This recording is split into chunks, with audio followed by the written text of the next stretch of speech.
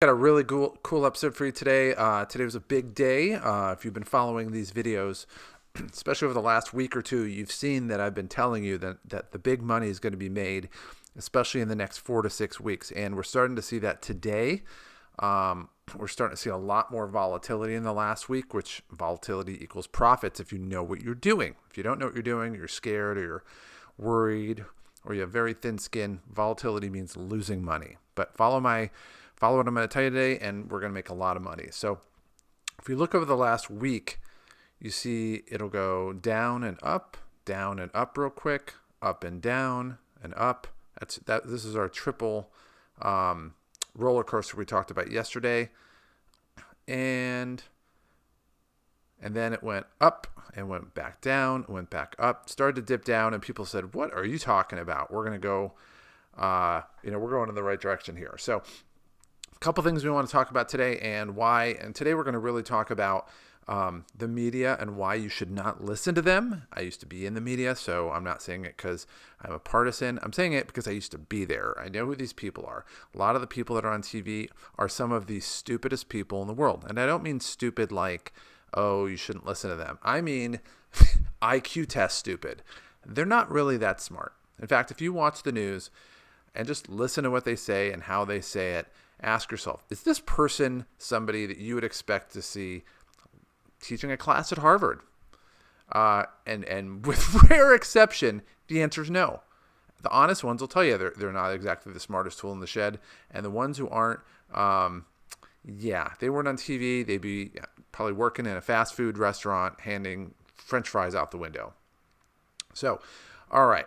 So with that being said, we're going to take a look at some things here today. So an article I saw come up today, it said S&P and NASDAQ slipped from record levels as earnings season gained speed.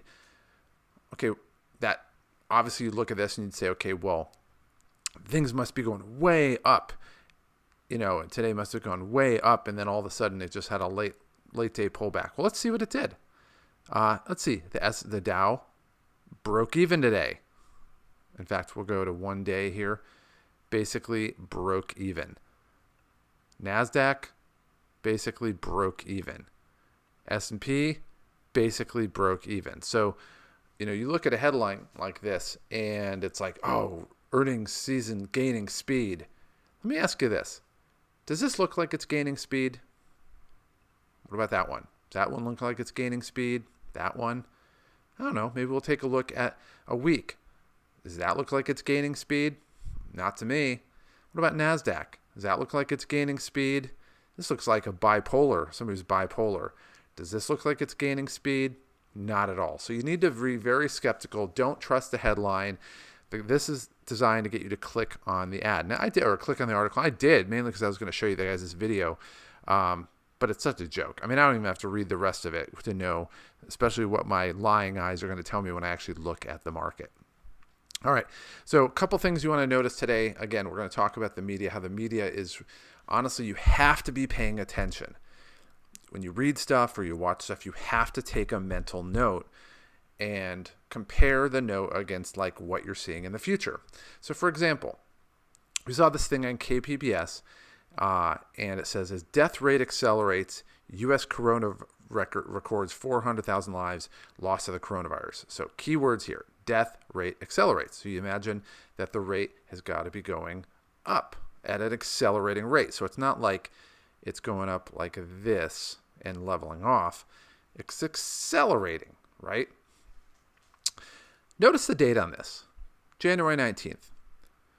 Okay, so we'll make a note of that and we'll move forward. So then we'll go to the next article. Current deadly U.S. coronavirus surge has peaked, researchers say. Notice the date, January 21st. What happened the day between those two? So we have an article here saying the death rate's accelerating on the 19th. And we have an article 2 days later saying that the coronavirus surge has peaked. I'll give you 3 guesses. Any idea what might have happened on January 20th? Oh, that's right. There was an inauguration. So when Trump is president, and this is not a partisan thing. This is just me knowing how the media works. When Trump's president, the current data says the death rate's accelerating. But as soon as Biden gets the keys to the House, the death rate has peaked. Interesting how that happens. Wonder why they're doing that. I'll let you guys figure it out. It's probably too much for me to figure out, but I'll let you guys figure it out. But it's just interesting how, if you're paying attention, how the media is going to try to, really carve out a narrative, and most people aren't really paying attention enough or taking enough mental notes to see exactly what they're doing. So it's kind of like your girlfriend says, "Oh my gosh, honey, I'm really, I'm unhappy in this relationship. I don't know if I want to stick around." And then 2 days later, she's like, "You're the best boyfriend I've ever had." Now, are you really going to believe this one after hearing this one? Or realistically, are you going to really believe this one after hearing this one? You're not going to believe either, because you say, well, this girl's either crazy or she's a liar. And the same thing applies. PBS and KPBS. This is literally the same website.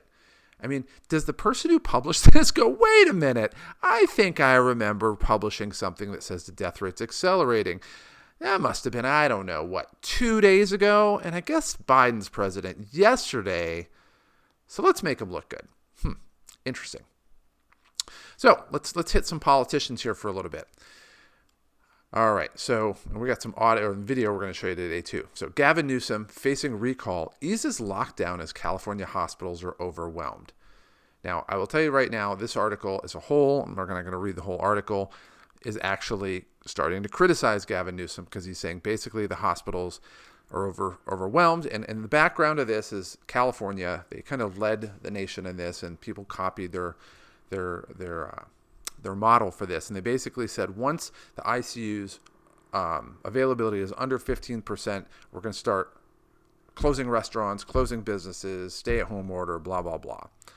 And the problem is that the number first of all, ICUs are not meant to be widely open. I mean, if you have 100 beds open in an ICU and they're sitting there vacant, that hospital is losing money because what they spend on overhead for ICUs is ridiculously expensive. So you kind of want them at about 80 to 90% occupied. But anyway, politicians don't know this crap. So they put the 15% in, and then all of a sudden it went down to 0. In fact, we're going to take a look at, let's see, San Joaquin Valley. That's the big valley in the middle of the state. When you look at a topographical map of the state, it was at 1.3%. And Southern California remains at 0. And yet he eases the lockdown. Is it probably because there's a recall effort in effect that he blew off? He basically just said it was a JV team thing last year. And as soon as they found him that he was dining at the French Laundry, oh my gosh, they could not get enough people signing. I mean, they literally were starting to run out of petitions for people to sign. So all of a sudden it went over 1 million, then it went over 1.2 million. Now it's up at 1.3 million. It only needs 1.5. And as soon as this starts to happen, he realized, holy crap, I can get kicked out of office. And the last guy that got kicked out of office here was Gray Davis, and guess who replaced him? Arnold freaking Schwarzenegger. It's total train wreck. So all of a sudden he goes, oh, you guys don't like me. Well, I guess I'm going to ease the lockdown. Effective Friday, open up dining. I think it's indoor and outdoor. Close off all the stay-at-home orders, which are a stupid thing, begin there, because I might get overwhelmed. Now, do you really think that all the people that were going to vote for him to be recalled are going to go, oh, well, thanks for, throwing us a bone on Friday. We're just not going to recall you anymore. No. The mold's hardened. It's going to happen. So, but that's California. Let's take a look. And I want to show you some video here of just exactly how serious they're taking this. So this is a video from Fox News. Just thought it was probably, of all the ones that I looked at, this one I think was the most concise in how they talk about it. California Governor Gavin Newsom lifting the stay-at-home order for some residents of his state. But as the recall effort against him gets close to the number needed to make it on a ballot, is the move a little... Gavin Newsom lift. All right, let me do this because I think it's playing through my Bluetooth. So let's play through here. California Governor Gavin Newsom lifting the stay-at-home order for some residents. All right, let's get this playing.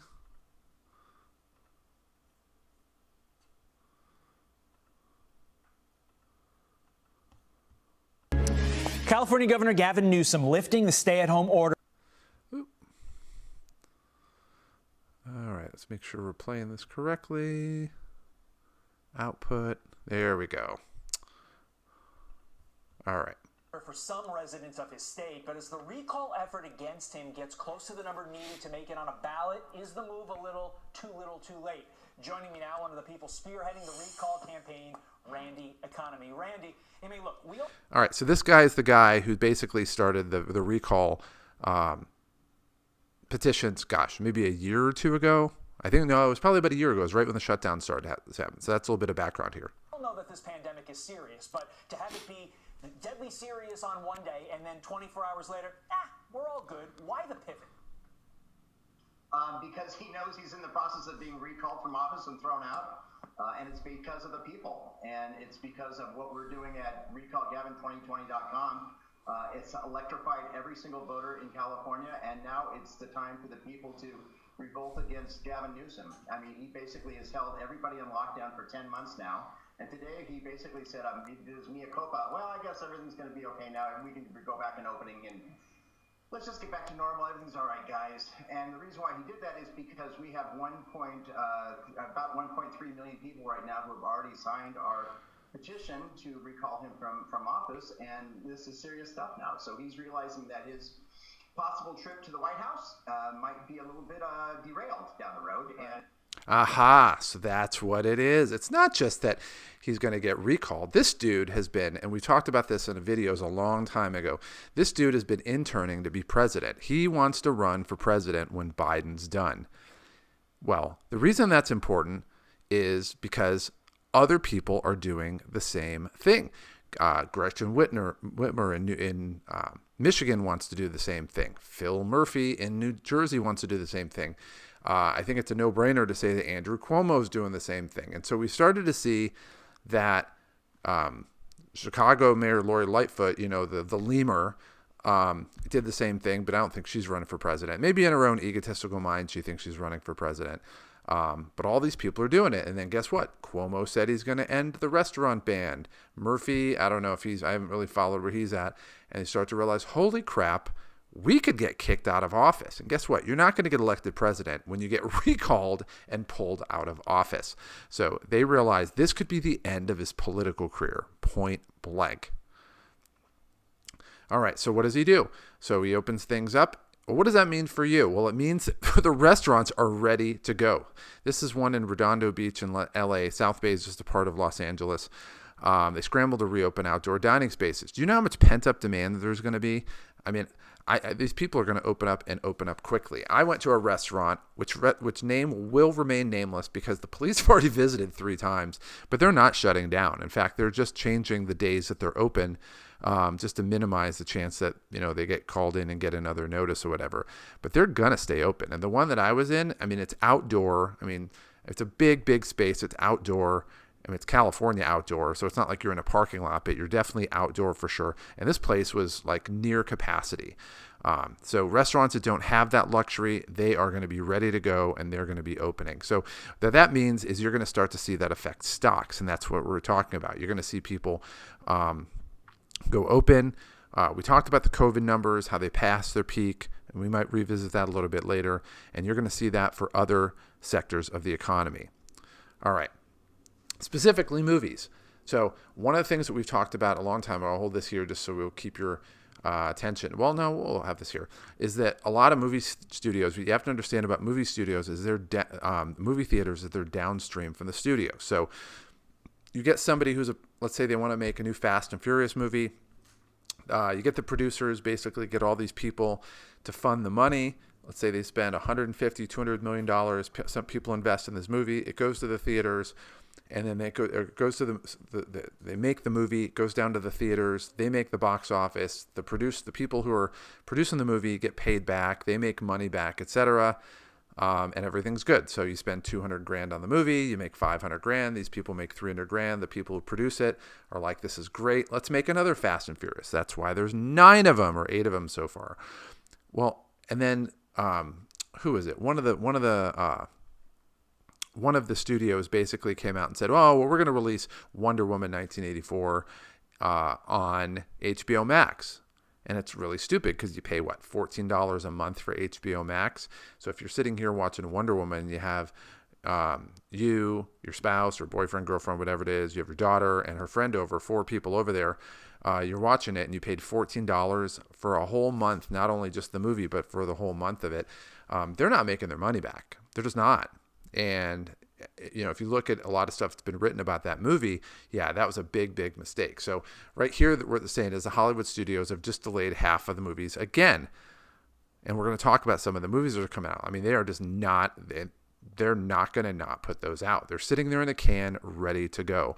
And they're basically waiting for the movie theaters to get the green light in big enough numbers that they're going to release it nationwide. So in other words, if the theaters are open in Texas and Florida, they're not releasing it out. They want to wait until there's a critical mass before they do that. And they're just not going to sit here and lose money. They have a lot of potential money sitting in those movie film cans. In fact, Paramount turned down offers for the streamers to buy Top Gun Maverick. So HBO Max and all the other Showtime Go or whatever it is, one of them, for example, would want to buy Maverick. They're like, yeah, no, I don't think so. We're going to make way more money on this movie than you could ever possibly pay us. We're not putting it on streaming. We are going to make bank. And they know how much money they're going to make. So make a mental note of that as we move forward. All right. So let's take a look at, in fact, let me see where we're at here. Yeah. So let's take a look at, I knew we had one more thing. These are the movies that are coming out in 2021. 5 must-see blockbuster movies coming out in 21. And you're going to see record profits and record tickets for these. Top Gun Maverick's coming out in July. No Time to Die, a James Bond movie, is coming out in April. We'll see. That one might get pushed back. We'll see where that happens. Fast and Furious 9, I think they're calling it F9. It's coming out the end of May. That may or may not come out at then. It may get pushed back a little bit. But this is Memorial Day weekend, guys. So they're going to put a lot of pressure on whoever they have to get that movie out that weekend. Black Widow, it's a Marvel movie. I mean, do I need to say more? That money is going to, it's Charlize Theron. Or not Charlize Theron. What's her name? Scarlett Johansson. That money is going to make massive bank. But it's coming out May 7th. That may get pushed back a little bit. Dune, a movie that is a phenomenal book from what I've heard, but the movie that came out in the 80s sucked. It was horrible. It was so bad that the director wouldn't even put his name on it. And there's actually a fake name for the director that they use in Hollywood. You don't want your name on that project because you realize it's going to suck that bad. This is coming out in October. It's pretty much going to come out then. And this is going to be a massive, massive movie. So with that being said, let's take a look at what happened in the market today. So we'll take a look at biggest movers today. And we look at the biggest mover today. AMC went up 40% today. I've been telling you guys this when this stock was sitting at 260, 250. No, it was at 220. I kept buying more of it, and I was going to buy more of it, but I had a pretty big allocation already. But it's gone up 40% today. Blink charging. Let's take a look at some trends on what went up. Well, no, we'll look at trends on the 2-day. Let's take a look. Winners so far, we have Blink charging, Nikola, IVR, which is a REIT, went up 11%. Finally, I mean, that thing hasn't moved at all. Signet Jewelers, DraftKings, and Braemar Resorts, 3 big winners that we've had for a long time. Save this in case this decides to go crazy on me. Let's see, Viking Therapeutics, that's just a biotech. And then Ashford Hospitality Trust, hotels and casinos, Hall of Fame, that's in Canton, Ohio. Soho, it's hotels and casinos. Full House Resorts, hotels and casinos. I mean, we see the trend here. So let's take a look at the 2-day. AMC's went up 88%, and it's gone up higher than that, guys. This is just the 2-day. If I had a week one, it would be over 100, probably 120. So this one's pretty much doubled in 2 days. Vine Therapeutics had a very nice day, went up 35% because they had an acne drug that got approved, or it's about to be approved. And there's some big institutional investors that they found out that are investing in this company. Blink Energy, again, it's a Biden stock. With the Democrats in office, they're going to be doing their Solyndra thing again. If you don't know what Solyndra is, Google it, SOLYNDRA. But they are trying to eliminate fossil fuels. Blink Energy does charging stations. You look at what Tesla's doing with the number of, oh my gosh, the number of cars that they're slated to announce that they've produced in the last month. They got to charge somewhere, guys. Hall of Fame, we're approaching the Super Bowl, and they have a Hall of Fame class coming in the summer. If you don't think that pent-up demand, because they didn't have one last year, is going to be there, I don't know what you're paying attention to. And I'm just mad that I didn't buy this. I could have got it at 170. I was just a little bit apprehensive, but it's sitting here at 120. So if I got this at 170, you'd have seen this go up 50% in just probably a week or two, which is pretty nice. Nikola Energy, again, went up another 27%. That's a Biden stock. IVR went up 20. Finally. I don't have it, but that's fine. Whatever. Ashford Hospitality Trust went up 20. Full House Resorts went up 19. Viking Therapeutics went up 11. The Children's Place, it's the mall stores, went up 8. Signet Jewelers went up 8. And then we kind of go down. But if we look at the losers, Golden Entertainment went down 9%. We had them on our watch list. If we show those over here, I have that on my watch list. So that's one that I'm probably going to put in a buy for. We'll probably put it at, put it at 1750 and see kind of where that goes from there. Oop. Come on. That's what happens when you do cut and paste. All right. So that one we're probably going to put in and get in on there. Beyond that, some stocks we own, but there's not any massive movements. If we look at negative movements for the 1 day, Vine, just pull back. They made tons of money. I mean, they made tons of money. So if we look at Vine over 2 days, they made 34%, and that's with a pullback of 9% today. So other than that, just standard deviation that we're looking at right here. So as we're sitting here right now, we're over 150, so we're moving past that nice little movement. We've gained, 56? This keeps moving up, guys. It's actually my numbers on I have to update my spreadsheet, but it's going up almost $6,000 today. We're over 110% of what we bought. We're at 265%, closing in on quadrupling our investment, which is a beautiful, beautiful thing. And again, long story short, guys, the big money's coming, and you're starting to see it happen today. There's only 4 stocks that are in the red. One is Carnival, and I was talking to my wife about that today. If you don't think that all these old people with disposable money, a short amount of time to live, and a habit of going on 3 to 4 cruises a year aren't going to sit here and jump on a cruise once they get vaccinated, you're insane. These people have the ships booked out 2 years, and they're even looking at getting more ships to handle the volume. So this stock's going to explode at some point. Just mark my words, write it down, get a Sharpie out, Matt said this is going to explode on January 26, 2021. And when it does, who's your boy? All right, Corsair, they do hardware for gaming platforms. Again, this one's going to jump at some point, but it's not a COVID stock, and we're only $30 in the red, so that really doesn't mean anything. NextID does internet security for the Internet of Things. Again, it's down 22%. I have actually a buy when it gets down to 1. I might even just bump this up to 1.1, but we'll see. But we'll get into that if it goes down a little further. And then Texas Hospitality, I'm not sure if that whole Keystone pipeline got affected. This got affected by that, but for whatever reason, it's lagging on this. It's a great buy if you don't have a stock, if you want to get into the oil stocks. But so far, leading candidates, let's get down to, I don't know why that went to 104%. I don't even know how that happened. Signets, we've sextupled our investment. Look at there's so many over 100 at this point. It's just not even worth talking about anymore. Caesar's over 300%. Crestwood over 300. So we've quadrupled that amount, tripled every we have right there. AMC is now doubled. Remember that was negative 30% like a week ago. I mean, that tells you how fast things can change. And realistically, 140% seems great, more than doubling and a half our investment, but it's not even notable at this point. So, all right. So that being said, we're still looking at pacing at about 308,000. We're at 150. So guys, we're about halfway there. I can, for a very short period of time, I can tell you that most of the money we're going to make is in the future, but pretty soon that's not going to be the case. So if you don't have your investments in, you better get them in as soon as possible. And we start to see all the ones in green here are the ones that we met our projection goal at.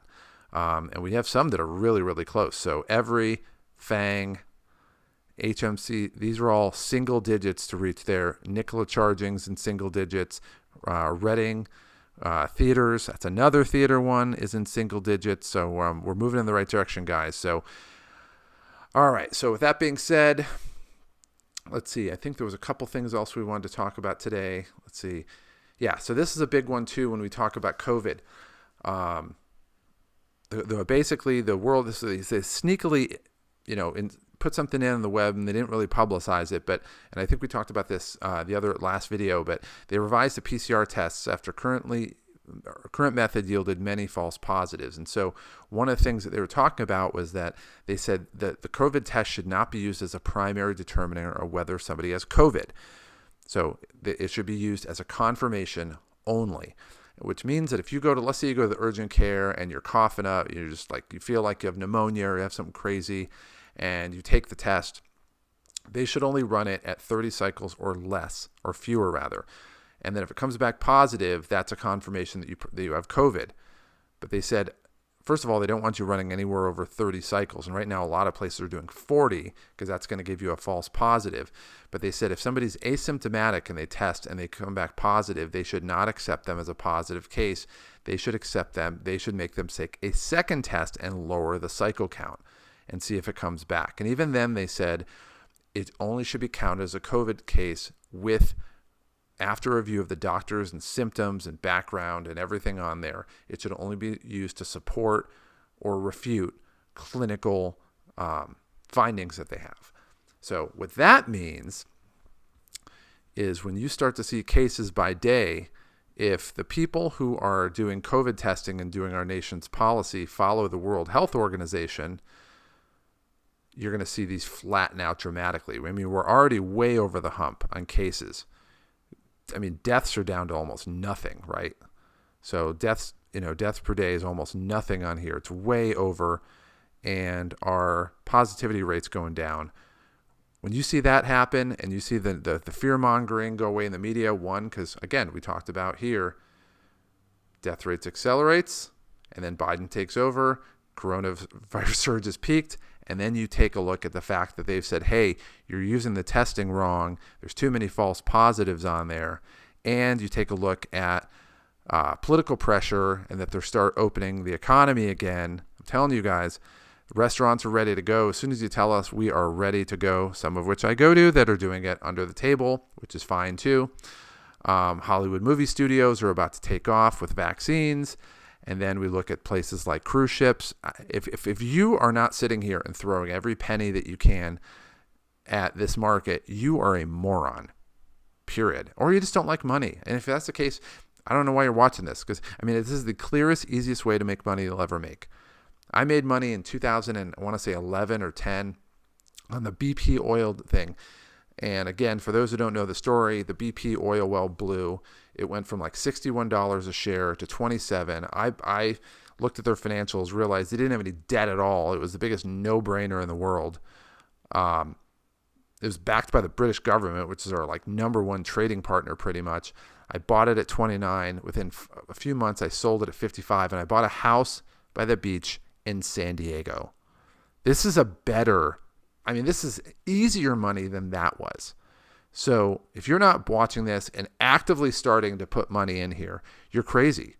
And for me, I still have a huge amount in here, and I'm picky because I want this, I want this massive upside that we see here, right? I mean, I've already said I kind of don't want to invest in anything on here, but realistically, I'm probably going to get at some point, I'm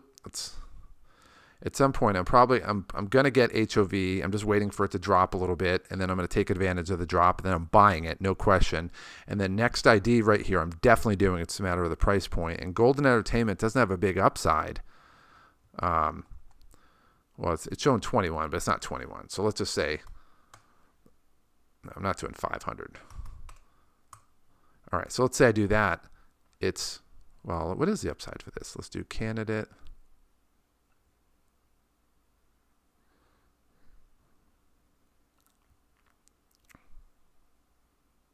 Golden Entertainment.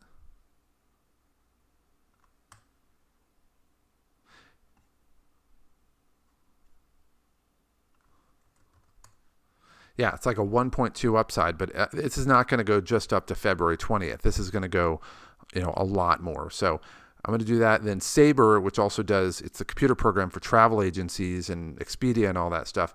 I'm looking at that too. So I'm getting ready to go. As far as the ones I'm selling, I probably won't sell this. I'm probably going to retract this at this point. And Texas Hospitality has just been very unresponsive. So that one I just might sell once it goes, positive, and I'll just put it in other places. But honestly, guys, it's the biggest no-brainer in the world. Everything's pointing in the same direction, and it's time to go. If you have any questions that you want, any recommendations, or anything you want me to look at or talk about, let me know. But guys, this is ridiculous. This is the biggest no-brainer. This is going to, right here, this is paying for law school, and it's paying for a beach house.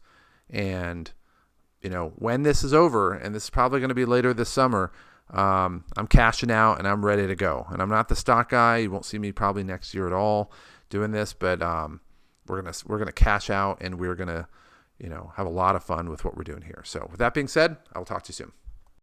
To get more information on the sales cheat code, go ahead and click on the subscribe button below. Also, down below in the video description, down there's a link that takes you to our website. It gives you additional content, some additional freebies that we have, and gives you information on some programs that we have that have been proven to help people to make sales easy so that you can make the kind of money you want, live the lifestyle that you've always wanted, and not have to struggle in the process. And what might be the coolest thing of all is you don't have to put much effort into it. It truly is a cheat code that most people don't know about. And it's a cheat code that can change your life today. So click on the link below and let me help you start to experience these results starting right now.